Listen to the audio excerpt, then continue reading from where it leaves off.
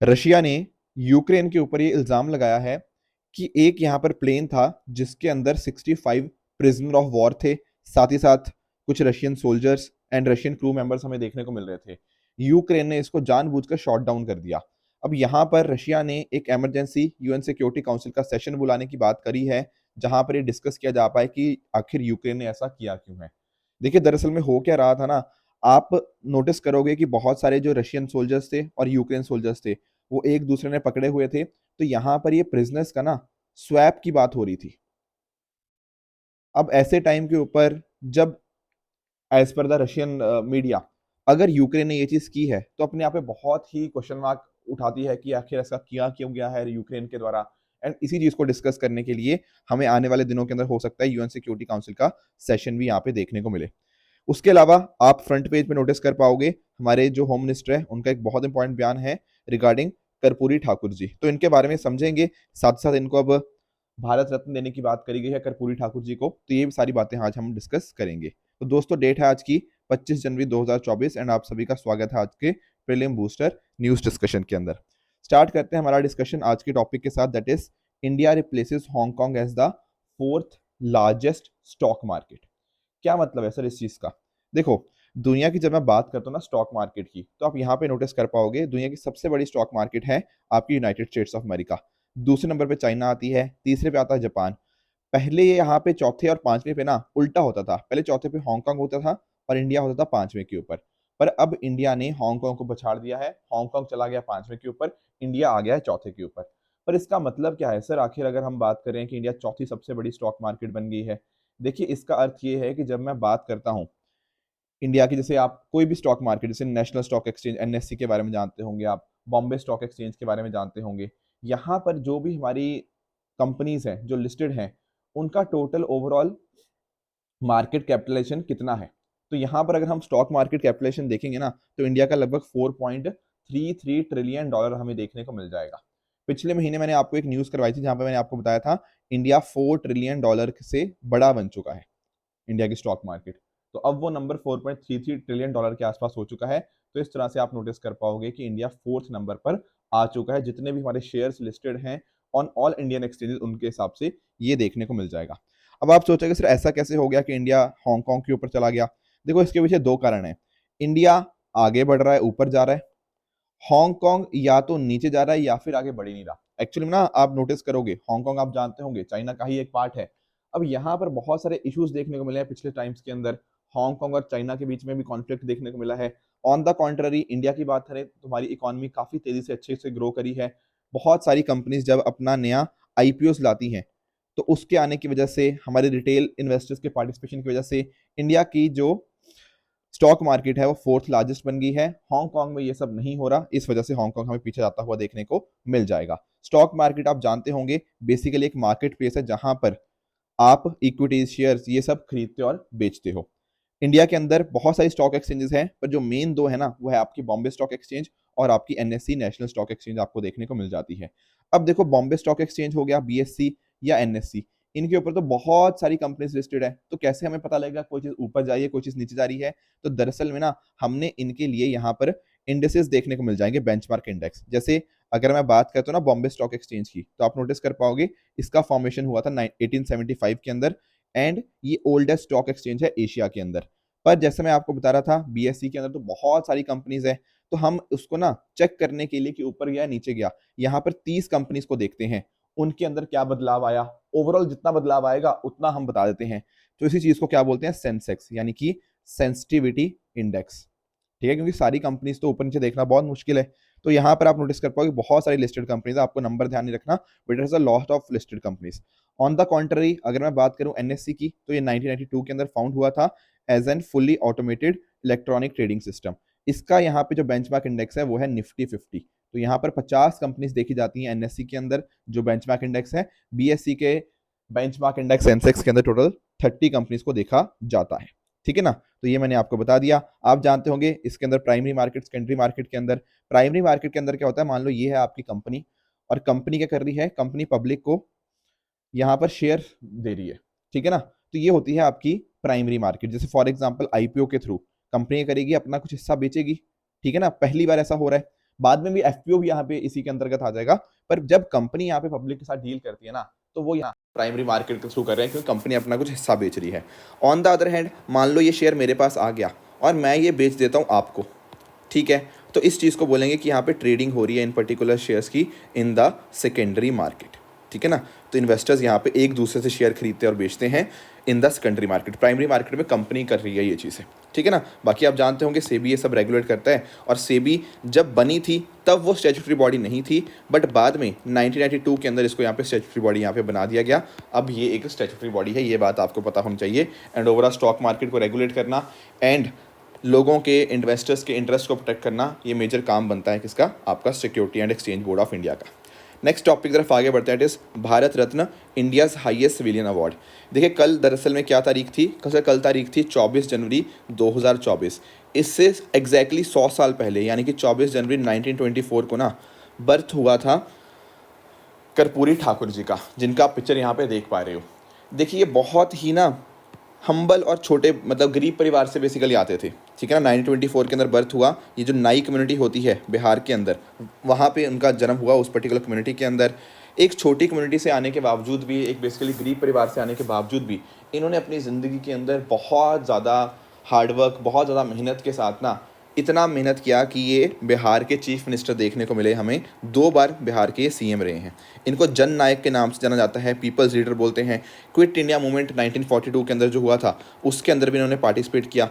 इनके अगर मैं कुछ काम आपको गिनाऊँ ना, तो जैसे आप नोटिस करना, मुंगेरी लाल कमीशन की एक रिपोर्ट थी जहाँ पर जॉब रिजर्वेशन देने की बात थी बैकवर्ड क्लासेस को, तो वो इन्होंने यहाँ पर प्रोवाइड किया। हालांकि देखो ये जो फैसला था ना कि कैसे देना है, ये थोड़ा इम्प्लीमेंटेशन इसका ढंग से नहीं हो पाया था, एंड काफ़ी इनका क्रिटिसिज्म भी हुआ था उस टाइम के ऊपर जब इन्होंने रिजर्वेशन लाए थे। साथ ही साथ अगर मैं बात करूं तो लैंड रिफॉर्म्स को इम्प्लीमेंट करने के अंदर इन्होंने काफ़ी इंपॉर्टेंट रोल प्ले किया। वहाँ के किसानों को, एग्रीकल्चर प्रोडक्टिविटी को बूस्ट करने के लिए इन्होंने काम किया। मिड डे मील जो स्कीम आजकल हमें देखने को मिलती है, ये इन्हीं का ही ब्रेन चाइल्ड था। देखो इनकी ना एक्चुअल में, क्योंकि ये खुद देखो एक बहुत ही गरीब परिवार से आते थे, ठीक है ना, काफ़ी ये पुअर फैमिली से बिलोंग करते थे, तो इनको गरीबों की समस्याओं का पता था। इनकी कोशिश ज़रूर रही कि गरीबों को अपलिफ्ट करें। आइडियाज़ अच्छे थे, पर कुछ हद तक इम्प्लीमेंटेशन में ना कुछ कमियां भी देखने को मिली थी, ठीक है। तो हम ज़्यादा उसमें जाएंगे नहीं, बट आपको एक इसका आइडिया डेफिनेटली होना चाहिए। बाकी आप नोटिस करो, चीफ मिनिस्टर ऑफ बिहार, जैसे मैंने आपको बताया, 2 बार रहे हैं। ऑल इंडिया स्टूडेंट फेडरेशन को इन्होंने ज्वाइन किया था आफ्टर कंप्लीटिंग हिज स्टडीज़।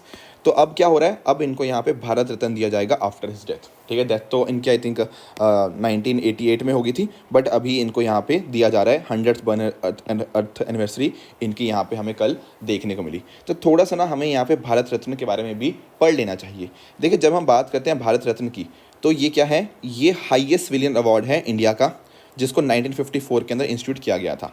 अब एक बात नोटिस करो, देखो कुछ तो अवार्ड होते हैं जो हर साल देखने को मिलते हैं, जिनको हम एनुअल अवार्ड्स बोलते हैं, हर साल जो आते हैं। पर ध्यान रखना, भारत रत्न कोई एनुअल अवार्ड नहीं है। जब सरकार को लगेगा किसी को देना है तो वो दे सकती है। एक साल में मैक्सिमम 3 मिल सकते हैं, पर ऐसा नहीं है कि हर साल मिलेंगे, नहीं। जैसे पिछली बार 2019 में यहाँ पे भारत रत्न दिए गए थे, उसके बाद अब 5 साल के बाद किसी को यहाँ पे भारत रत्न दिया गया है 2024 के अंदर।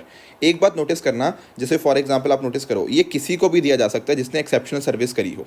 देखो पहले ना इसकी लिमिट्स थी कि आपने आर्ट के अंदर, सोशल सर्विस के अंदर कुछ काम किया होने देना चाहिए, पर अब ऐसा बिल्कुल भी कुछ नहीं है। अब किसी को भी, किसी ने भी अच्छी सर्विस परफॉर्मेंस दी है, उसको दिया जा सकता है। दरअसल में ना पहले सचिन तेंदुलकर जी फिट नहीं हो रहे थे उन कैटेगरीज़ के अंदर, जो कैटेगरीज थी, पर अब हमने जब यही बना दिया कि किसी को भी दिया जा सकता है, तो सचिन तेंदुलकर जी को भी 2014 के अंदर भारत रत्न दिया गया था। तो किसी ने भी, कोई भी ह्यूमन एंडेवर के अंदर अच्छा परफॉर्मेंस किया हो, उसको ये चीज़ दी जा सकती है। यहाँ पर आप नोटिस कर पाओगे, ये रहा आपका अवार्ड।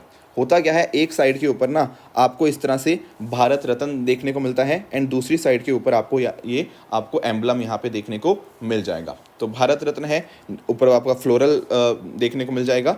तो ये चीज़ें आपको यहाँ पे पता होनी चाहिए भारत रत्न के बारे में। बाकी नोटिस करो ये बात कि भारत रत्न रिकमेंड कौन करता है, तो जो प्रधानमंत्री जी होते हैं ना, वो प्रेसिडेंट को रिकमेंड करते हैं कि हाँ जी इनको देना चाहिए, अकॉर्डिंगली फिर उनको दे दिया जाता है, राइट। अब मैक्सिमम 3 दिए जा सकते हैं। ध्यान रखना यहाँ पे कोई पैसा नहीं मिलता, ऐसा नहीं कि कुछ यहाँ पे साथ में मिल रहा है 5 लाख 10 लाख, नहीं, कुछ नहीं मिल रहा है। यहाँ पे एक सर्टिफिकेट मिलता है जिसको साइन किया जाता है प्रेसिडेंट, और एक मेडेलियन यहाँ पे देखने को मिलता है। एक इंपॉर्टेंट चीज़ और ध्यान में रखो, जो अगर मान लो किसी को भारत रत्न मिल जाए, तो वो प्रीफिक्स या सफिक्स की तरह इसको यूज़ नहीं कर सकता। मतलब सचिन तेंदुलकर जी ऐसे नहीं लिख सकते भारत रत्न सचिन तेंदुलकर, नहीं, ये चीज़ अलाउड नहीं है as per article 18(1) of constitution. पर अलाउड क्या है, वो लिख सकते हैं कि मान लो उन्होंने लिखा सचिन तेंदुलकर, नीचे उन्होंने लिखा awarded Bharat Ratna by the president या फिर recipient of Bharat Ratna award, ये चीज़ नीचे लिखी जा सकती है। पर इसको एज अ सफिक्स यूज़ करना या प्रीफिक्स यूज़ करना कि Bharat Ratna Sachin Tendulkar, that is not allowed under article 18(1). ये चीज़ आपको पता होनी चाहिए। कुछ इंपॉर्टेंट फैक्ट्स हैं यहाँ पे आपके भारत रत्न के रिगार्डिंग। यहाँ पे आप नोटिस करना कि 49 पर्सन्स को अवार्ड किया जा चुका है अभी तक और 15 को पॉस्टमसली अवार्ड किया गया था। देखो, एक मैंने कल भी आपको एक कॉन्ट्रोवर्सी बताई थी, that was with regards to आपके सुभाष चंद्र बोस जी, ठीक है। अब 1992 के अंदर सुभाष चंद्र बोस जी को भी ये दिया गया भारत रत्न अवार्ड, पर उनकी फैमिली ने इसको एक्सेप्ट नहीं किया। रीज़न बीइंग कि उन्होंने बोला कि अभी सुभाष चंद्र बोस जी की डेथ नहीं हुई है, तो आप ऐसा कैसे लिख रहे हो कि पोस्टमसली उनको दिया जा रहा है। तो इस वजह से वो पर्सन को हम जनरली, मतलब सुभाष चंद्र बोस जी को हम काउंट नहीं करते। सबसे पहले श्री राजगोपालाचारी जी को, सर्वपल्ली राधाकृष्णन और सीवी रमन सर को यहाँ पे दिया गया था भारत रत्न अवार्ड पहली बार इंडिया के अंदर। बाकी सचिन तेंदुलकर जी सबसे यंगेस्ट थे जिनको यहाँ पे मिला है। बाकी सिंगर MS सुब्बुलक्ष्मी, इनको भी मिला था। और एक्चुअली नोटिस करो, एक चीज़ आपको ध्यान में रखनी है कि ज़रूरी नहीं है कि इंडियन सिटीज़न को ही मिले, ऐसा नहीं है। हमने नेल्सन मंडेला जी को भी दिया भारत रत्न, हमने खान अब्दुल गफ्फार खान को भी दिया है। तो इस तरह से आप नोटिस करना कि this is also can be given to foreign citizens, तो ये स्टेटमेंट आपकी करेक्ट हो जाएगी। बाकी नेचुरलाइज सिटीजन जैसे आप मदर टेरेसा जी को जानते हो, इनको भी यहाँ पे ये चीज़ मिली हुई है। अगर आप नोटिस करते हो होल्डर्स ऑफ भारत रत्न, तो इंडियन ऑर्डर ऑफ प्रेसिडेंस के अंदर 7वें नंबर पे आते हैं। जैसे आप नोटिस करते हो ना, आप अपनी लक्ष्मीकांत बुक खोलना, उसके अंदर में प्रेसिडेंस ऑर्डर दे रखा है कि सबसे पहले सबसे टॉप पे आते हैं प्रेसिडेंट जी, फिर आते हैं वाइस प्रेसिडेंट जी। ऐसे करते करते 7वें नंबर के ऊपर जो प्रेसिडेंट्स होती है ना, उसके अंदर आपके ये भारत रत्न अवार्डीज़ यहाँ पे देखने को मिल जाएंगे। तो ये पूरी लिस्ट है, अगर आप देखना चाहो। जैसा मैं आपको बता रहा था, पिछली बार कब मिला था, ये 2019 के अंदर नानाजी देशमुख, भूपेन हजारिका जी और आपके प्रणब मुखर्जी को यहाँ पे मिला था। अब 2024 के अंदर जो मैं बात कर रहा हूँ, आपके कर्पूरी ठाकुर जी, इनको यहाँ पे अब मिलेगा, ठीक है ना। तो ये कुछ पॉइंटर्स थे जो आपको यहाँ पे पता होने चाहिए थे। टोटल अभी तक 5 फीमेल्स, 6 प्रेसिडेंट और 7 प्राइम मिनिस्टर्स को यहाँ पे मिल चुका है, राइट। बीच में थोड़ा टाइम सस्पेंड कर दिया गया था 1977 से 80 के बीच में, और 1992 से लेकर 1995, क्योंकि उस टाइम सरकारें बदली, तो वो सरकारी वाली बात थी, उनमें हमें नहीं जाना। बट आई होप आपको भारत रत्न के बारे में और कर्पूरी ठाकुर जी कौन थे, इनके बारे में पूरा आइडिया लग गया होगा। नेक्स्ट टॉपिक हमारा है मॉस्किटो फिश। देखिए, दरअसल में हो क्या रहा है, आंध्र प्रदेश, उड़ीसा और पंजाब, यहाँ पर ना बहुत सारी गवर्नमेंट और एनजीओस, उनके द्वारा मॉस्किटो फिश को रिलीज किया गया है वाटर बॉडीज के अंदर, ताकि वो हैंडल कर पाएं मॉस्किटो मिनेंस को। क्या मतलब है सर इस चीज़ का? देखिए, जब हम बात करते हैं ना मॉस्किटोस की, तो आप जानते होंगे कि मॉस्किटोस बहुत सारी डिजीजेस स्प्रेड करते हैं। और एक्चुअल में ना पिछले टाइम के अंदर अगर हम कुछ सालों की बात करें, तो आप जानते हो क्लाइमेट चेंज हो रहा है। अब क्लाइमेट चेंज की वजह से भी मॉस्किटोस के डिजीजेस के स्प्रेड करने की जो रफ्तार है ना, वो बढ़ गई है। चाहे देखो, आप बात कर लो चिकनगुनिया की, आप बात कर लो जीका वायरस की, आप बात कर लो डेंगू की, आप बात कर लो रिफ्ट वैली फीवर की, जैपनीज एन्सेफेलाइटिस वायरस की। बहुत सारे ऐसे फीवर्स हैं या फिर बहुत सारी ऐसी बीमारियां हैं जिनमें कहीं ना कहीं आपके मॉस्किटो का रोल होता है। अब इंडिया में ही अगर हम बात करें ना, तो ऐसा बताया जाता है कि हर साल लगभग 40 मिलियन लोग बीमार पड़ते हैं ये मॉस्किटो के बाइट की वजह से। और अगर देखो इतने ज्यादा मॉस्किटो हैं, तो कहीं ना कहीं हमें उनको टैकल करना पड़ेगा। बिल्कुल, उनको टैकल करने का एक तरीका है ये मॉस्किटो फिश। हाँ जी, ये क्या है, क्या है, ये एक फिश है, ठीक है। और ये फिश को ऐसा नाम क्यों दिया गया मॉस्किटो फिश? क्योंकि ये मॉस्किटो के लार्वा को ईट करती है। उससे क्या होगा, मॉस्किटो कम हो जाएंगे, एंड अकॉर्डिंगली जो लोग बीमार पड़ रहे हैं वो काफी हद तक अकॉर्डिंगली, मॉस्किटो कम हो जाएंगे तो अकॉर्डिंगली बीमारी भी ये कम फैलेगी। तो एक्चुअली ये यूएस को बिलोंग करती है, जो फिश स्पीशीज की मैं बात कर रहा हूँ। काफी छोटी होती है, जैसा आप यहाँ पे इस पिक्चर्स के अंदर आप देख भी पा रहे होंगे। तो ध्यान रखना, this is a fresh water fish, ठीक है। यहाँ पे 2 मेजर स्पीशीज इसकी, गैम्बूसिया एफिनिस एंड गैम्बूसिया हॉलब्रुकी, ये आपको देखने को मिल जाएंगी। देखो, पहली बार इंडिया के अंदर इनको लाया गया था 1928 के अंदर। तो बहुत सारी ऐसे इनको कई बार इसके बाद लाया गया है। इनको काफी अच्छे से ये जानी जाती है इंडिया के अंदर। तो एक्चुअल में ना ये कोशिश अच्छी करी जाती है इनको लाने की, पर कई बार ना ये इनको बैकफायर कर जाती हैं। वो कैसे? देखो, एक्चुअली आप नोटिस करो, कोई भी आप एक तरह से इन्वेजिव स्पीशीज ला रहे हो जो कि यहाँ से बिलोंग नहीं करती है, तो हो सकता है वो लोकल जो है उनको यहाँ पे इफेक्ट करे, जो कि होता भी है। जैसे for example local food web को कई बार ये डिसरप्ट कर देती हैं, नेटिव फिश को काफ़ी दिक्कत आती है, उनको कई बार वो डिसअपियर भी हो जाती हैं। जैसे ऑस्ट्रेलिया की बात कर सकते हो आप, न्यूजीलैंड की बात कर सकते हो, वहाँ पर मॉस्किटो फिश के आने की वजह से ना वहाँ पर जो रेड फिन्ड ब्लू आई एंडेमिक और फिश स्पीशीज थी ये डिसअपियर हो गई। तो ये कुछ लोकल इश्यूज पे ऊपर थ्रेट डेफिनेटली रहता है, साथ साथ ह्यूमन हेल्थ के ऊपर भी नेगेटिव इंपैक्ट इसका आता है। पर हमारी अब कोशिश ये है कि जैसे आईसीएमआर हो गया, Indian council of medical research, ये प्रॉपर स्ट्रेटेजीज बना रहा है एंड साथ ही साथ हम प्रॉपर रेगुलेशंस के हिसाब से इनको मैनेज करें ताकि जो मॉस्किटो फिश के फायदे हैं वो हमें मिल जाए कि मॉस्किटो हम कंट्रोल कर पाएं, but at the same time इसके जो नेगेटिव इम्पैक्ट्स है ना उनको भी हम यहाँ पे कंट्रोल करने की यहाँ पे कोशिश कर रहे हैं। साथ ही साथ हमारी जो सरकार है वो यहाँ पर ऑल्टरनेटिव भी ढूंढ रही है कि गैम्बूशिया का क्या ऑल्टरनेटिव हो सकता है मॉस्किटोज को कंट्रोल करने के अंदर। तो आई होप मॉस्किटो फिश है क्या ये आप समझ गए होंगे। आगे चलते हैं next topic, that is restoration of lake Victoria.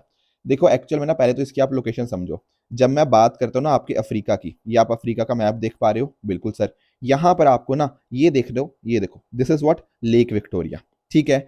अब यहाँ पर ना आप नोटिस करते हो हमने कई बार नाइल रिवर का डिस्कशन किया है। तो दरअसल में जो व्हाइट नाइल, ये देख रहे हो जो मैं ब्लैक में मार्क कर रहा हूँ, ये ब्लैक नाइल कहाँ से निकल रही है? सर ये ब्लैक नाइल आपकी लेक विक्टोरिया से तो निकल रही है, बिल्कुल ठीक बात है। रास्ते में जाके क्या करती है, ये यहाँ पर देखो ये वाली, ये ब्लू नाइल से मिल जाती है। अकॉर्डिंगली ये रही आपकी व्हाइट, ये रही आपकी ब्लू नाइल, ये मिलकर यहाँ पे नाइल रिवर बन जाती है। तो ये बात भी आपको पता होनी चाहिए। एक चीज आपको और देखनी है कि अगर मैं थोड़ा लेक विक्टोरिया को जूम कर देता हूँ ना, तो आप नोटिस कर पाओगे यहाँ पे 3 कंट्रीज, एक आपकी युगांडा, इधर आपका कीनिया और यहाँ पर आपका तंजानिया। ये 3 कंट्रीज की बॉर्डरिंग कंट्रीज आपको देखने को मिल जाएंगी और ये रही आपकी ये नाइल रिवर ऊपर को जाती हुई। एक यहाँ पर आपको ना कागेरा रिवर के बारे में पता होनी चाहिए, ये तो देख पा रहे हो, ये इधर से जो आ रही है ये कागेरा रिवर है। एक्चुअली जो लेक विक्टोरिया की सबसे बड़ी जो ट्रिब्यूटरी है ना वो कागेरा रिवर ही है। काफी सारा जो पानी लेक विक्टोरिया के अंदर है वो कागेरा नदी से ही आता है। पर मेजर जो पानी कहाँ से आ रहा है? मेजर पानी आ रहा है सर बारिश से। जो रेनफॉल होती है ना यहाँ पे, उस बारिश के पानी की वजह से ही लेक विक्टोरिया का मेजर पानी हमें देखने को मिलता है। हालांकि काफी सारा पानी कागेरा के थ्रू भी यहाँ पे आता है। ध्यान रखिएगा कि ये जो पर्टिकुलर लेक विक्टोरिया है ये दुनिया की सबसे बड़ी लार्जेस्ट ट्रॉपिकल लेक है। इनफैक्ट यहाँ पे आप नोटिस करोगे जो इक्वेटर है ना वो यहाँ से निकल रहा है लेक विक्टोरिया से ही।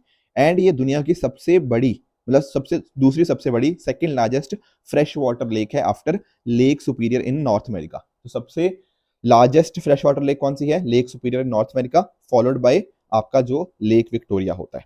बाकी इसको और बहुत सारे नामों से जाना जाता है। अभी हम डिस्कस क्यों कर रहे हैं? क्योंकि देखो बहुत सारे एनवायरमेंटल चैलेंजेस हमें देखने को मिल रहे हैं लेक विक्टोरिया में, और जिस वजह से बहुत सारे कंजर्वेशनिस्ट की डिमांड है कि हमें कहीं ना कहीं साथ में मिलकर यहाँ पे इसको प्रोटेक्ट करना पड़ेगा। बाकी और जो चीज़ें थी कागेरा रिवर के बारे में मैंने आपको सारी चीज़ें बता दी।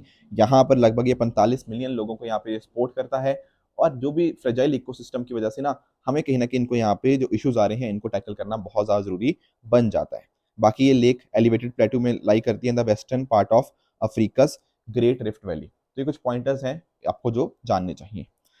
नेक्स्ट टॉपिक की तरफ चलते हैं, दैट इज सीईपीआई। सीईपीआई क्या है? Coalition for epidemic preparedness innovation. देखो आप लोग ना सीरम के बारे में जानते होंगे, सीरम इंस्टीट्यूट ऑफ इंडिया, आपने वैक्सीन वगैरह भी इसकी लगाई होंगी। तो यहाँ पर इसने ना सीईपीआई को ज्वाइन कर लिया है। अब ये है क्या सर सीईपीआई? देखो दुनिया भर की अगर हम बात करें, बहुत सारी डिजीजेज आती हैं, उन डिजीज को टैकल करने के लिए हमें यहाँ पे वैक्सीन वगैरह चाहिए होती हैं। अब कल को मान लो वैक्सीन वगैरह चाहिए है तो हमें उसके लिए ना बहुत तेजी से रिस्पॉन्स करना पड़ेगा, ठीक है, तभी ये चीज हम उनको रोक पाएंगे, बिल्कुल ठीक बात है। तो यहाँ पर हमारे पास ना एक कोलिशन है, coalition for epidemic preparedness innovation. यहाँ पर क्या इनका एम है कि हम ना नई वैक्सीन को डेवलप करेंगे जो आपकी जो नॉन डिजीजेस हैं उनके अगेंस्ट भी, और जो नई इन्फेक्शियस डिजीज आती हैं उनका 3 महीने के अंदर हम कहीं ना हम उनके लिए कुछ ना कुछ वैक्सीन डेवलप कर लेंगे, ताकि वो जो पर्टिकुलर डिजीज है बहुत बड़ा आउटब्रेक ना बन जाए, उसको रोकने के लिए चीज करी जा रही है। तो ध्यान से देखेंगे तो सीईपीआई क्या है? एक तरह की पार्टनरशिप है जहां पर पब्लिक भी है, प्राइवेट भी है, civil society organisation, philanthropic organisation, ये सारी मिलकर काम करती हैं ताकि वैक्सीन को हम डेवलप कर पाए against the new emerging infectious diseases. इसको लॉन्च किया गया था 2017 के अंदर, डावोस के अंदर जो वर्ल्ड इकोनॉमिक फोरम होता है वहीं पर इसको लॉन्च किया गया था। आप इंडिया और गवर्नमेंट के द्वारा इसको फाउंड किया गया था। बाकी आप जानते हो जो एनजीओ है Bill and Melinda Gate foundation, उसने भी साथ किया, वेलकॉम हो गया, और साथ साथ आपका वर्ल्ड इकोनॉमिक फोरम, ये सारे इसके मेजर फाउंडर्स हमें देखने को मिलते हैं। काम इसका यही है कि वैक्सीन की डेवलपमेंट के अंदर हम तेजी लेकर आए। इसके हेडक्वार्टर आपको ऑस्लो नॉर्वे के अंदर देखने को मिल जाएंगे। तो काम आप समझ गए होंगे कैसे हम कहीं ना कहीं पूरी दुनिया भर में ये चीज कर सकते हैं। फंड भी देता है, फैसिलिटेटर की तरह भी काम करता है, और भी बहुत सारे इंस्टीट्यूशंस के साथ यहाँ पे काम करता है, जैसे फॉर एग्जांपल कोविड-19 वैक्सीन के रिगार्डिंग। तो इसकी मदद से होगा क्या, इसकी मदद से हमारी जो कैपेसिटी डेवलपमेंट है सीरम इंस्टीट्यूट ऑफ इंडिया की, वो बढ़ेगी, क्योंकि सीईपीआई इसके अंदर इन्वेस्ट करेगा कि कल को अगर ये चीज इशू आएगा तो सीरम इंस्टीट्यूट ऑफ इंडिया उसको वैक्सीन प्रोवाइड करेगा, टेक्नोलॉजी ट्रांसफर होगा, आपस में कॉपरेशन बढ़ेगा। तो इसके माध्यम से ना डेफिनेटली हम फ्यूचर के अंदर एक रेडीनेस दिखा रहे हैं, कल को कोई भी बड़ी बीमारी आती है हम उसके लिए पूरी तरह से रेडी हैं। ठीक है दोस्तों, तो ये थी आज की डिस्कशन। आज का आपका होमवर्क क्या रहेगा, आज का आपका होमवर्क रहेगा एक ये यूपीएससी 2023 का पीवाईक्यू है। ठीक है, इसी साल पूछा गया था, मीन लास्ट ईयर पूछा गया था। इसका आंसर आप ट्राई करोगे, मुझे कमेंट से बताओगे कि आपके हिसाब से इसका आंसर क्या होगा, फिर कल मैं इसको डिस्कस कर लूंगा। दूसरा होमवर्क आपका रहेगा एंड टू एंड इंक्रिप्शन के रिगार्डिंग, इसको भी प्लीज ट्राई करिएगा एंड कमेंट्स में बताइएगा, फिर अकॉर्डिंगली हम इसको भी कल डिस्कस कर लेंगे।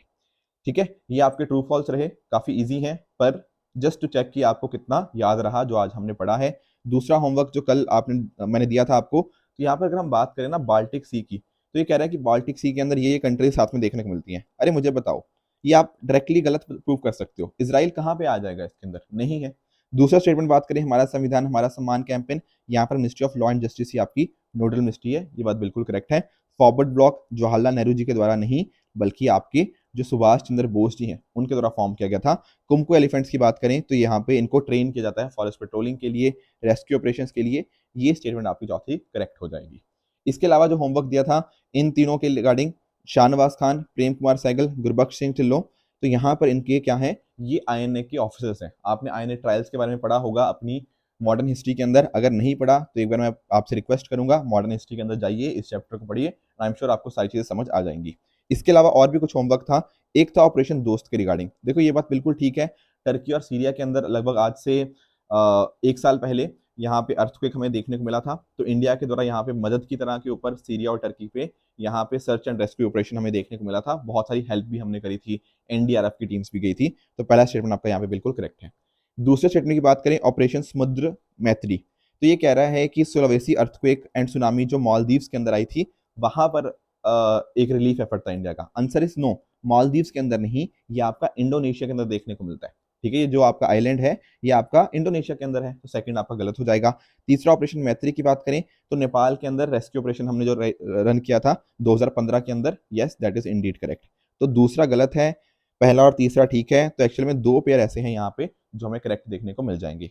दूसरा होमवर्क था आपका विद रिगार्ड्स टू ऑपरेशन सर्व शक्ति, ये तो मैंने डिस्कस किया ही था कि हम चाहते हैं कि क्या जो जम्मू कश्मीर के अंदर जो टेररिस्ट एक्टिविटीज बढ़ रही हैं या फिर पाकिस्तान उसको कोशिश कर रहा है, तो इंडियन आर्मी ने उसके अगेंस्ट ये चीज लॉन्च करी है आपके पीर पंजाल माउंटेन रेंजेस के दोनों साइड्स के ऊपर। तो इसका आंसर बनेगा option number D is the correct answer.